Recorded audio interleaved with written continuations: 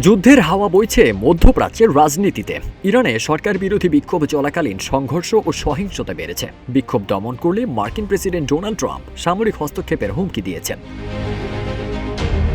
ইরানের পররাষ্ট্রমন্ত্রী Abbas Araghchi বলেন, ইরান যুদ্ধের জন্য সম্পূর্ণ প্রস্তুত এবং আলোচনার দরজাও খোলা। 12 জানুয়ারি তেহরানে বিদেশি রাষ্ট্রদূতদের এক সম্মেলনে পররাষ্ট্রমন্ত্রী একথা বলেন।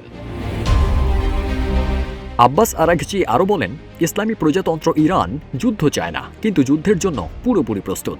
রাষ্ট্রীয় টিভিতে সম্প্রচারিত ওই অনুষ্ঠানে তিনি বলেন, আমরা সেই আলোচনার জন্য প্রস্তুত যা ন্যায্যতা, সমানাধিকার ও পারস্পরিক শ্রদ্ধার ভিত্তিতে হবে।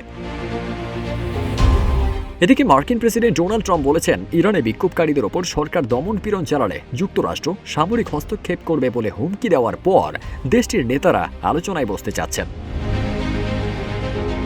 12 জানুয়ারি ইরানের পররাষ্ট্র মন্ত্রণালয়ের মুখপাত্র ইসমাইল বাঘাই বলেন, কূটনৈতিক সম্পর্ক না থাকলেও ইরানের সাথে ট্রাম্পের মধ্যপ্রাচ্য বিষয়ক বিশেষ দূতের যোগাযোগের একটি মাধ্যম খোলা রয়েছে।